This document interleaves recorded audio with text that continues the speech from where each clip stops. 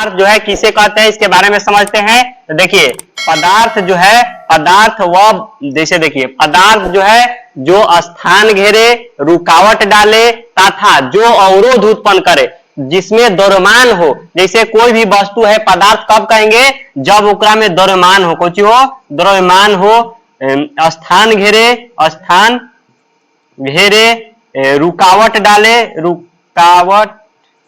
रुकावट डाले, रुकावट को ही क्या कहते हैं, अवरोध उत्पन्न करे, अवरोध उत्पन्न करे, उसी को हम क्या कहते हैं, पदार्थ कहते हैं। तो पदार्थ किसे कहते हैं, पदार्थ वह है जो स्थान घेरे, रुकावट डाले तथा जिसमें द्रव्यमान हो। द्रव्यमान के मतलब हो गया वजन हो, द्रव्यमान के मतलब हो गया कि वजन हो। जैसे कोई भी वस्तु लेते हैं उसको तौल के लेते हैं कि यह जो है वस्तु 1 किलो के है, 2 किलो के, 3 किलो के है। तो हवा तक के भी वजन होता है, ठीक है, हवा तक के भी वजन होता है। तो इस प्रकार से कोई भी वस्तु है जेकरा में कोई हो वजन हो, द्रव्यमान हो। स्थान घेरे, कोई भी चीज है जो कि स्थान घेरेगा, जैसे हवा है तो स्थान घेरेगा। उसी प्रकार से कोई भी चीज है, जैसे ठोस है कोई वस्तु, वो भी स्थान घेरेगा कि कितना देर तक ले, मतलब स्थान घेर रहा है, ठीक है। रुकावट डाले, रुकावट डाले कि मतलब जैसे अगर हवा बह रही है तो उसके अगर कोई वस्तु अगर आगे से आ रहा है तो उसको रुकावट डालता है, क्या करता है, रुकावट डालता है। तो इस प्रकार से पदार्थ वह है जिसमें द्रव्यमान हो, स्थान घेरे तथा जो रुकावट डाले, उसी को हम क्या कहते हैं, पदार्थ कहते हैं। अवरोध उत्पन्न करे, यानी कि जो क्या करे, रुकावट डाले, अवरोध उत्पन्न करे, तो उसी को हम क्या कहते हैं, पदार्थ कहते हैं। पदार्थ वह जो है जिसमें द्रव्यमान हो, रुकावट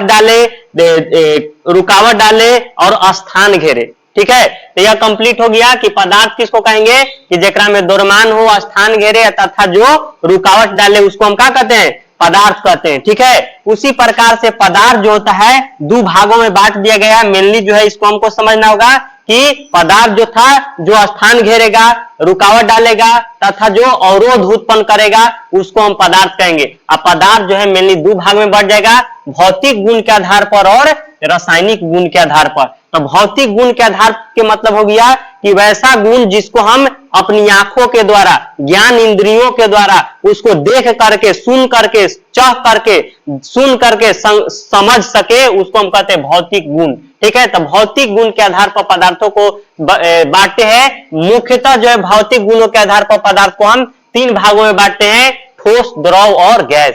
ठोस, द्रव और गैस, ठोस, द्रव और गैस। तो पदार्थ को जो है मेनली जो है हम 3 भागों में बांटते हैं मुख्यतः, ठीक है। लेकिन और जो 2 लिखे हैं इसको जो है अब जो है इसको नया खोज किया गया है, इसलिए इसको जो है मेनली मुख्यतः जो है पुराने वाले जो है मुख्यतः माने जाते हैं, जिसमें होता है ठोस, द्रव और गैस। इसके बारे में भी बता देंगे, लेकिन इससे पहले यह जो है तीनों को आगे समझ लेते हैं, ठीक है। इस प्रकार से ठोस किसको कहते हैं, ठीक है, ठोस केकरा कहेंगे, द्रव केकरा कहेंगे, गैस केकरा कहेंगे। तो ठोस के मतलब होगा कि जिसका आकृति और आयतन दोनों निश्चित हो, जिसका कुछ हो आकृति और आयतन, आकृति और आयतन। देखिए आकृति और आयतन का इसके बारे में आगे समझ लेते हैं। और जैसे आकृति और आयतन जो है इसके बारे में आगे समझ लेते हैं कि आकृति क्या है और आयतन क्या है। तो आकृति के बारे में समझेंगे और आयतन के बारे में समझेंगे। तो आकृति के मतलब हो गया कि जैसे देखिए हम ठोस के बारे में आगे जाने, कुछ के बारे में, ठोस के बारे में। तो ठोस में जो होता है आकृति, जैसे अगर मान लीजिए कि ईंट है, पत्थर है, लोहा है, लकड़ी है, कोई भी चीज है, तो यह सारे चीजें ठोस होती है। क्या होती है, ठोस होती है। पुस्तक है, कलम है, कॉपी है, ये सब प्रकार जो है ठोस होती है। और ठोस का आकृति निश्चित होता है। जैसे अगर मान लिया जाए कि कोई ग्लास है तो ग्लास की आकृति निश्चित होता है। बोतल है तो बोतल की आकृति जो है निश्चित होता है। टेबल है, कुर्सी है या ब्लैक बोर्ड है, इस प्रकार से जो इसका आकृति होता है इसका निश्चित होता है, ठीक है। इस प्रकार से जो हार्ड रहे, कुछ रहे, हार्ड रहे, टाइट रहे, उसी को हम कहते हैं ठोस। और ठोस के जैसे आकृति होता है वह हमेशा वैसे ही आकृति में रहता है, इसका आकृति बदलता नहीं है, उसी को हम बोलेंगे ठोस। जैसे कोई अगर मान ले लकड़ी के है, चाहे लोहा के है, चाहे कोई भी चीजों का प्लास्टिक है, उसका एक बार आकार जो है बदल जाएगा तो वह जो है बदलेगा नहीं, वह जो है एक बार फिक्स हो जाएगा। तो उसी को हम ठोस कहेंगे जिसका आकृति जो है हमेशा सेम रहेगा। जिस प्रकार से अगर मान लिया कि गाड़ी है, तो गाड़ी ठोस पदार्थ है। अगर गाड़ी के कहेगा कि गाड़ी का बन जो मारुति, तो बनेगा नहीं बनेगा, उसका आकृति निश्चित हो गया। तो ठोस पदार्थ का जो है आकृति जो है निश्चित होता है। आयतन, आयतन के मतलब हो गया, देखो किसी वस्तु द्वारा अधिकृत स्थान को आयतन कहते हैं। किसी वस्तु द्वारा अधिकृत स्थान को आयतन कहते हैं। आयतन के मतलब हो गया कि कोई वस्तु जो है कितना स्थान घेर रहा है, कितना स्थान घेर रहा है। देखिए कोई वस्तु जो है किसी वस्तु द्वारा अधिकृत स्थान को हम क्या कहते हैं, आयतन कहते हैं। आयतन के मतलब हो गया कि कोई वस्तु जो है कितना स्थान जो है घेर रहा है। तो इस प्रकार से देखिए इसका जो है आयतन भी निश्चित होता है। अगर मान लिया जाए कि मान लिया जाए कि 1 केजी का, मान लिया जाए 3.5 केजी 4 केजी का एक ईंट होता है, ठीक है। तो ईंट का जो आयतन होता है, ईंट का जो जगह घेरने की जो क्षमता होता है निश्चित रहेगा। अगर मान लिया जाए कि इतना बड़ा ईंट है, अगर इतना बड़ा ईंट को हम अगर कहूं भी रखना होगा तो इतना ही जगह घेरबे करेगा। अगर कहेगा कि बोतल में इसको समा दो, तो बोतल में समेगा ईटा? नहीं समेगा। तो इस प्रकार से इसका जो जगह घेरने की जो क्षमता होती है वह हमेशा निश्चित होती है। तो उसी को बोलते हैं आयतन। आयतन माने वस्तु द्वारा अधिकृत स्थान को जो घेरता है उसी को हम क्या कहते हैं, आयतन। तो वस्तुओं द्वारा अधिकृत स्थान को कहते हैं आयतन, जो कि ठोस का जो आयतन होता है निश्चित होता है। ठोस का आयतन जो है कुछ होता है निश्चित होता है। तो ठोस जान गए कि ठोस किसको कहेंगे, ठोस जो है वैसा पदार्थ जिसका आकार और आयतन जो है निश्चित होगा। आकार और आयतन जो है निश्चित होगा। आकार को ही आकृति बोलते हैं। आकार, आकार माने आकृति, आकार और आयतन इसका निश्चित होगा। दूसरा इस प्रकार से समझ लेते हैं द्रव। द्रव के मतलब हो जाता है, जैसे देखिए द्रव के मतलब हो गया, द्रव के मतलब हो गया द्रव के मतलब हो गया पानी। द्रव के मतलब हो गया पानी, तेल, जो मतलब पानी लिक्विड फॉर्म में हो, यानी कि द्रव के लिक्विड कहवे ही करते हैं, ठीक है। ठोस के ठोस हो गया द्रव के बारे में। तो द्रव जो होता है क्या होता है, पानी की तरह होता है। तो पानी की तरह जो जितना भी चीजें हैं, जैसे दारू हो गया, तेल हो गया, पानी हो गया, तो यह सब जितना भी चीजें हैं पानी की तरह उसको हम द्रव बोलते हैं। और द्रव का देखिए, द्रव को अगर हम मान लिया जाए कि 1 किलो पानी ले, काले 1 लीटर पानी ले ले, चाहे 1 लीटर डीजल ले ले, 1 लीटर पेट्रोल ले ले, कोई भी ले ले, तो अब उसका आकृति हम देखेंगे तो कहें कि डीजल की आकृति होता है त्रिभुज, चतुर्भुज, चरखुट, ऐसे नहीं होता है। यानी कि द्रव का जो है आकृति जो है नहीं होता है। उसको जौन थरिया में, जौन पात्र में, जौन वस्तुओं में रख देगा उसका आकार जो है उसी आकार के हो जाएगा। जिस प्रकार से अगर मान लिया जाए कि जल को गिलास में भी पी सकते हैं, कप में भी पी सकते हैं, लोटा से भी पी सकते हैं, मग से भी पी सकते हैं, इस प्रकार से कटोरा से भी पी सकते हैं। तो इस प्रकार से जल का जो है आकृति जो है नहीं होता है, वह जिस पात्र में रख देगा उसी की आकृति का हो जाता है। इसलिए द्रव का आकृति जो है अनिश्चित होता है। इसका आकृति जो है कुछ होता है अनिश्चित होता है। इसका जो है आकार निश्चित नहीं रहता है। इसी प्रकार से समझ लेते हैं आयतन। आयतन माने हो गया जगह घेरने की क्षमता। आयतन के मतलब हो गया जगह घेरने की क्षमता। तो अब देख लेते हैं कि जो जल होता है जगह घेरता है उतना कि नहीं। तो 1 लीटर अगर हम मान लिया जाए कि जल ले लेंगे, 1 लीटर हम क्या ले लेंगे, जल ले लेंगे, और 1 लीटर को जल को अगर रखना होगा तो हमेशा 1 लीटर वाला अटने वाला ही वस्तुओं का उपयोग करना होगा, न तो वह जो है नहीं अटेगा। तो इसका मतलब है, जैसे देख लिए 1 लीटर जल ले लिए, वो इसको कटोरा में रखेंगे, बोतल में रखेंगे, चाहे मतलब थरिया में रखेंगे, चाहे गमला में रखो, वह जैसा रखेगा लेकिन उसका आकृति बदल जाएगा। लेकिन पानी जो है 1 लीटर के जो है इतना जितना जगह घेरता है वो हमेशा उतना जगह घेरेगा। अब कहेगा कि 1 लीटर जल है, 1 लीटर जल के बोतल वाला जो जल है उसको आधा लीटर कटोरा आटे वाला में रखेगा तो अटेगा नहीं अटेगा। इसका मतलब जो है आधा लीटर वाला जो है कटोरा में जो है पानी नहीं अट पाएगा। तो इसका मतलब है कि इसका आयतन जो है जगह घेरने की जो क्षमता है वह निश्चित होता है। क्या होता है, निश्चित होता है। 1 लीटर वाला में ही वह वस्तु अटेगा, अगर 1 लीटर के नहीं है तो वह नहीं अटेगा। लेकिन इसका आकृति नहीं होता है निश्चित, लेकिन आयतन निश्चित होता है। तो सबको के याद रहता है कि जैसे द्रव के जो है आकृति आयतन रहता है, लेकिन एक में निश्चित कौन होता है यह जो है पता नहीं चलता है। तो इसका आकार जो है याद रखें कि पानी, द्रव माने पानी, ठीक है, और ठोस माने हार्ड, ठोस माने हार्ड, ईटा पत्थर, ठीक है। फिर ईटा पत्थर हो गया ठोस, और द्रव का मतलब हो गया पानी तरह के रूप में। तो इसका आकृति नहीं रहेगा, जैसन मन तैसन हो जाएगा, लेकिन आयतन यानी जगह घेरने की क्षमता इसका निश्चित रहेगा। इस प्रकार से हम पढ़ लेते हैं गैस। क्या पढ़ लेते हैं, गैस।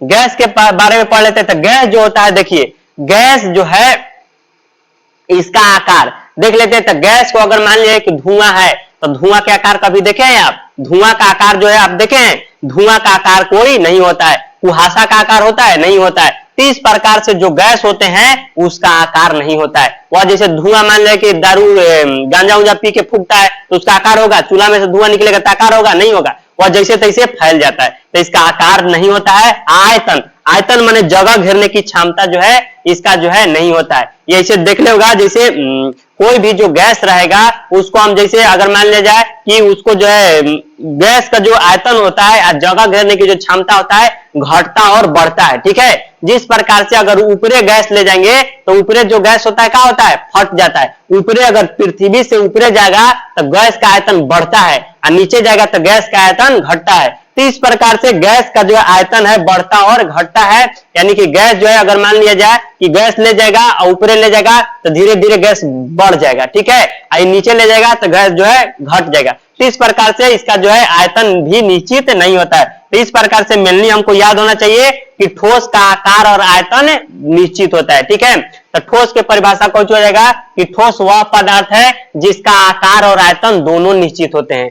ठोस वह पदार्थ है जिसका आकार और आयतन दोनों निश्चित होते हैं। द्रव वह पदार्थ है जिसका जिसका जो है आकार अनिश्चित किंतु आयतन निश्चित होता है। आकार मैंने समझा दिए कि जिसका आकार अनिश्चित किंतु आयतन जो है निश्चित होता है। ठीक है, तो इसको आगे बोल देंगे कि आयतन निश्चित किंतु आकार अनिश्चित होता है। तो याद रखना है, देखो दोनों के आगे इस प्रकार से बोलेंगे कि देखिए एगो कौची है, एगो ठोस है, एगो गैस है। तो एकरा में दोनों निश्चित होता है, एकरा में दोनों निश्चित नहीं होता है। ठीक है, तो ठोस में आकार और आयतन दोनों निश्चित होता है और गैस में ना आकार या ना ही आयतन, दोनों अनिश्चित होता है। ठीक है, लेकिन एकरा में होता है कौन चीज?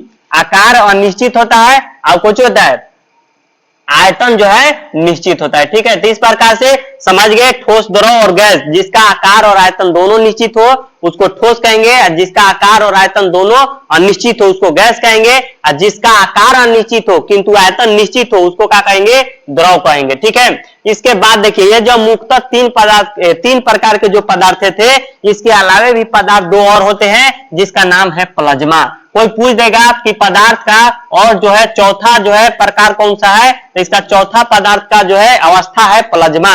तो इसको मेनली यही पूछा जाता है कि पदार्थ का जो है चौथा अवस्था क्या है, तो प्लाज्मा है। तो यह तो सब कोई के बता देगा कि पदार्थ की अवस्था जो है चौथा प्लाज्मा, लेकिन प्लाज्मा होता क्या है? ठीक है, आज जानेंगे कि प्लाज्मा होता क्या है। तो प्लाज्मा के मतलब होता है कि कोई भी चीज, देखिए कोई भी चीज अगर हो गया मैंने ठोस, द्रव, गैस है, यहाँ पर समझा दिए ठोस, द्रव, गैस है।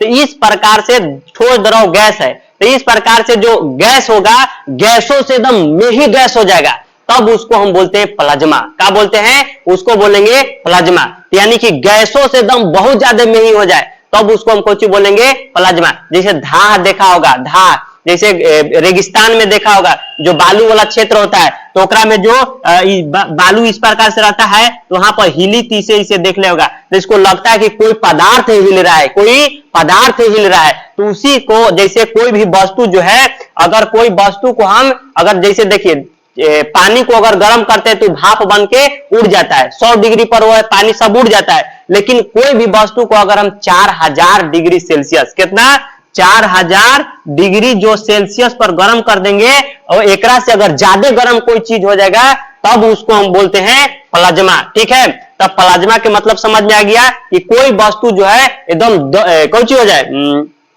एकदम 4000 डिग्री सेल्सियस से अधिक हो जाए तब उसको हम बोलते हैं प्लाज्मा।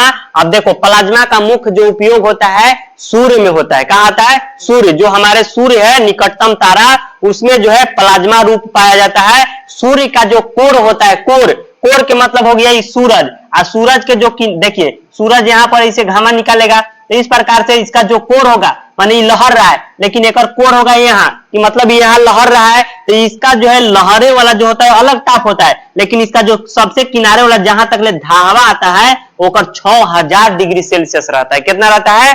6000 degree Celsius. तो इस प्रकार से सूरज के जो कोर के जो तापमान होते हैं कितना होते हैं? 6000 डिग्री सेल्सियस। और जो अगर तापमान अगर 4000 डिग्री सेल्सियस से पार करता है तो उस अवस्थाओं को क्या बोलते हैं? प्लाज्मा।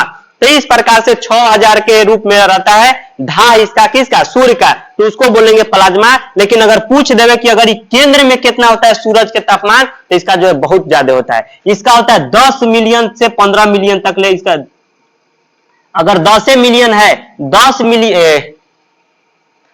मिलियन जो है करोड़ होता है, 10 मिलियन करोड़, ये बहुत ज्यादा तापमान होता है। सूरज के जो तापमान होता है बहुत ज्यादा तापमान होता है, 10 मिलियन करोड़। 1 मिलियन में 10 लाख होता है, 1 मिलियन में कितना होता है, 10 लाख होता है, ठीक है। 1 मिलियन में कितना होता है, 10 लाख, ठीक है। 1 मिलियन में कितना होगा, 10 लाख। तो 1 मिलियन में जो 10 लाख होगा, आई बताइए 10 मिलियन करोड़ होता है, 10 मिलियन करोड़। तो इस प्रकार से सूरज के जो अंदर जो है एकरा में हाइड्रोजन और कुछ होता है, हीलियम होता है, कुछ होता है हाइड्रोजन और हीलियम। यही दोनों नाभिकीय संलयन के द्वारा, किसके द्वारा, नाभिकीय संलयन के द्वारा काफी मात्राएं में ऊर्जा उत्पन्न करती है, जिसको जो है वह जो है ऊर्जा को जो बनती है उसी को ऊर्जा को हम क्या कहते हैं, प्लाज्मा, ठीक है। तो इस प्रकार से समझ में आ गया होगा कि पदार्थ का जो चौथी अवस्था है क्या है, प्लाज्मा, सूर्य में पाया जाता है। क्यों पाया जाता है, क्योंकि जिस वस्तुओं का तापमान होता है 4000 डिग्री सेल्सियस से ज्यादा, उसको हम बोलते हैं प्लाज्मा। अब इसके बारे में हम समझेंगे, कोई पदार्थ जो है बोस-आइंस्टीन कंडेंसेट, ठीक है। यह जो है नाम अधिक स्टूडेंटों को जो है कहने नहीं आता है, ठीक है। इसके बारे में हम समझाते हैं। पूछ देगा चौथा अवस्था तक तो पूछेगा, लेकिन अगर पांचवा अवस्था पूछ देगा तो कोई स्टूडेंट को नहीं आता है। अगर आ भी रहा होता है तो उसको बोलने नहीं आता है। तो आज हम इसको बोलने के लिए सिखाएंगे। तो देखिए, सत्येंद्र नाथ बोस, ठीक है, भारत के वो वैज्ञानिक हुए थे जिनका नाम था सत्येंद्र नाथ बोस, जिनका नाम था कोची, सत्येंद्र नाथ बोस। सत्येंद्र नाथ बोस जो थे वह जो पदार्थ के पश्चिमी अवस्था का खोज किया था के सत्येंद्र नाथ बोस, ये भारत के ही थे, इंडिया के ही थे, जिनका नाम था कोची, सत्येंद्र नाथ बोस। कोची नाम था, सत्येंद्र नाथ बोस, ठीक है। तो इस प्रकार से सत्येंद्र नाथ बोस ने ही पदार्थ के पश्चिमी अवस्था का खोज किया था। लेकिन भारत के जो है आदमियों जो बहुत ज्यादा शोषण के कारण गरीबी हो गया था, जिसके कारण इसको जो है भारत के आदमी जैसे सत्येंद्र नाथ बोस का जो है कोई मानने के लिए इनके बातों को तैयार नहीं हो रहा था। तो यह जो है सत्येंद्र नाथ बोस ने सबसे उस समय के मानी जानी वैज्ञानिक थे आइंस्टीन। कौन था, आइंस्टीन। तो यह जो है सत्येंद्र नाथ बोस ने क्या किया कि यह जो है गुजारिश करते हुए आइंस्टीन के पास पहुंच गए। किनके पास पहुंच गए, आइंस्टीन के पास पहुंच गए, आइंस्टीन के पास पहुंच गए, ठीक है। तो आइंस्टीन से बताया और दिखाया भारतीय वैज्ञानिकों ने, सत्येंद्र नाथ बोस ने, और कि देखिए सर इसको जो है मैंने बताया है या बात जो है गलत या सही है। तो वह जो थे आइंस्टीन वैज्ञानिक ने देखा तो वह सत्येंद्र नाथ को बहुत ही बताया कि नहीं बाबू यह जो है ठीक है, और इसका जो है यह रियली में जो है पदार्थ की पांचवा अवस्था है, ठीक है। तो इस प्रकार से सत्येंद्र नाथ बोस ने ही पश्चिमी अवस्था का खोज किया था। लेकिन इनकी बातों को जो है आदमी जो है नहीं माना, दुनियाओं ने नहीं माना। तो उसके बाद जो है आइंस्टीन के पास चल गया के सत्येंद्र नाथ बोस ने, और सत्येंद्र नाथ बोस को जो है अपनी कहानी सुनाई, उसके बारे में बताया। तो आइंस्टीन वैज्ञानिक ने बताया कि हाँ जो है यह बात जो है पश्चिमी अवस्था होगा, पदार्थ की पश्चिमी अवस्था होगा। तो सत्येंद्र नाथ बोला कि सर आप ही इसको जो है पब्लिश कीजिए, मैंने इसका मतलब आप बताइए दुनिया वालों को ये पदार्थ के भी 3 के 4 के अलावे जो है पश्चिमी अवस्था भी हो सकता है। तो इसलिए आइंस्टीन बोले कि कोई बात नहीं, तू खोजा है तो तू अपने नाम पर बनाओ। लेकिन सत्येंद्र कहते हैं कि हम कबे से बता रहे हैं लेकिन हमारे बतिया कोई मनबे न कर रहा है। तो कहा कि अच्छा कोई बात नहीं है, हम इसको बोलते हैं। तो वो कहा कि आइंस्टीन ने वैज्ञानिक ने कहा किया कि इसको जो है कहा कि अच्छा कोई बात नहीं, तोरो नाम जोड़ देते हैं आगे, और हम अपन कहेंगे, हम अगर छपाएंगे तो सब कोई मान जाएगा। इसलिए कहा कि देखिए सत्येंद्र नाथ बोस में से बोस छांट लिए, क्या कर लिए, सत्येंद्र नाथ बोस में से बोस को छांट लिए, आगे रखे कैसे कि सत्येंद्र नाथ बोस ने खोज किया था। तो इस प्रकार से सत्येंद्र नाथ बोस में से सत्येंद्र बोस को लगा दिए। आइंस्टीन वैज्ञानिक जो पहले थे उनके बात मानते थे, आनी जानी मानी में से एक थे, और उस समय के जो बढ़िया साइंटिस्ट थे। तो उस प्रकार से याद रखना कि इसको क्या बोलते हैं, बोस आइंस्टीन। कौन सी बोलते हैं, बोस आइंस्टीन कंडेंसेट, क्या बोलते हैं, बोस आइंस्टीन कंडेंसेट। और वह जो है पेपरों में छपवा दिए कि पदार्थ की जो है पश्चिमी अवस्थाएं जो होती है प्लाज्मा जो है बोस आइंस्टीन कंडेंसेट होती है। तो इस प्रकार से पश्चिमी अवस्था के भारत वैज्ञानिक सत्येंद्र नाथ बोस ने खोज किया था, लेकिन इनके बातों को नहीं मान रहे थे। तो यह जो आइंस्टीन के पास गए और उसको मिला के जो है और जो है विस्तृत अध्ययन उसको व्याख्या किया गया और उसको नाम धर दिया गया बोस आइंस्टीन कंडेंसेट। तो इस नाम को अब पता चल गया होगा कि पदार्थ के जो है 5 अवस्थाएं हैं, ठोस, द्रव, गैस, ठोस, द्रव, गैस, ठोस, द्रव, गैस। और चौथा अवस्था है प्लाज्मा और पांचवा अवस्था है बोस आइंस्टीन कंडेंसेट। अब समझते हैं कि बोस आइंस्टीन कंडेंसेट जो पदार्थ की जो पश्चिमी अवस्था है वह क्या होता है। देखिए, तो कोई भी वस्तु जो है, देखिए यह कौची था, कोई भी वस्तु अगर गैस है तो कोई भी वस्तु को अगर हम गर्म करते तो वह गैस के रूप में उड़ जाता है, लेकिन कोई भी वस्तु को अगर हम ठंडा करेंगे, कोई भी वस्तु को क्या करेंगे, ठंडा करेंगे तो वह बर्फ के रूप में बन जाता है। क्या बन जाता है? बर्फ के रूप में बन जाता है। तो कोई भी वस्तु को गैस को गर्म करेंगे तो वह जो है बहुत ज्यादा गर्म हो जाता है, तो प्लाज्मा बन जाता है। और कोई वस्तु को अगर खूब ठंडा कर देंगे, खूब ठंडा कर देंगे तो उसको कोची में चल जाता है, बोस आइंस्टीन कंडेंसेट में चल जाता है। ठीक है, तो कोई वस्तु को जैसे बहुत ज्यादा तापमानों तक ले, लाखों डिग्री सेल्सियस को अगर हम माइनस में ले जाएंगे, मान लिया जाए कि 10,000, मान लिया 1 लाख अगर डिग्री, हम 1 लाख डिग्री अगर हम कोई वस्तु को माइनस में ले जाएंगे तब वह जो है तापमान को कहलाती है, बोस आइंस्टीन कंडेंसेट कहलाती है। ठीक है, तो पदार्थ की पश्चिमी अवस्था, 5 अवस्थाओं के बारे में हम व्याख्या कर चुके हैं।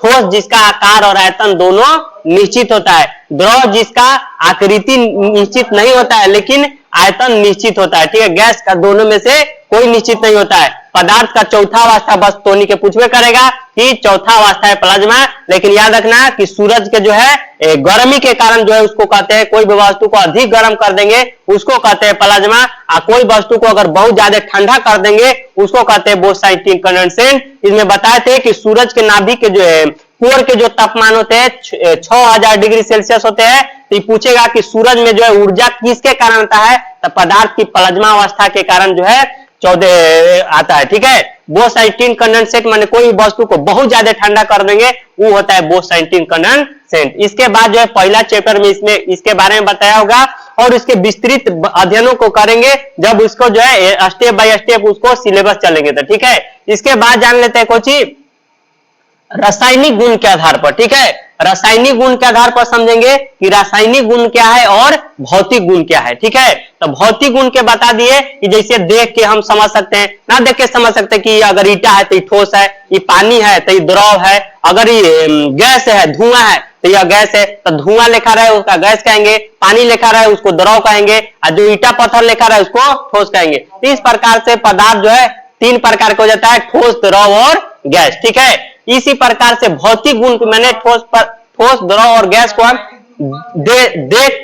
इसको हम देख के पहचान सकते हैं। ठीक है, लेकिन इसको देखिए, भौतिक गुण के मतलब होता है कि वैसा परिवर्तन, चाहे वैसा गुण जो परिवर्तन के बाद अपनी अवस्थाएं में आ जाए। जैसे देख ले होगा कि जैसे जो जल होता है, अगर हम जल को क्या करेंगे, जल को ठंडा करेंगे तो वह बर्फ बन जाता है। क्या बन जाता है? जल को अगर हम ठंडा करेंगे तो बर्फ बन जाता है। जल जो होता है जल जो होता है 0 से और 100 के बीच रहता है, 100 के बीच रहता है। अगर कोई वस्तु का तापमान कितना रहे, अगर जल का तापमान रहे कितना 0 और 100 के बीच में, तो वह जल के रूप में होगा। ठीक है, लेकिन 0 से जैसे ही माइनस में आएगा, कुछ में आएगा माइनस में, तो वह जो है बर्फ के रूप धारण कर लेता है, ठोस का रूप धारण कर लेता है। लेकिन उसी प्रकार से जब कोई वस्तु यानी द्रव, पानी अगर 100 से अधिक होगा तो वह गैस रूप यानी जलवाष्प के रूप में धारण कर लेता है। जैसे देख ले होगा, एक मकई के जो पौधा होता है 3 से 4 लीटर जल का जो है वाष्प उत्सर्जन कर देता है, गैस के रूप में छोड़ देता है। उसी प्रकार से एक सेव का पौधा जो होता है 8 से 10 लीटर, पेड़ जो है एक पौधा जो है 8 से 10 लीटर जो जल वाष्प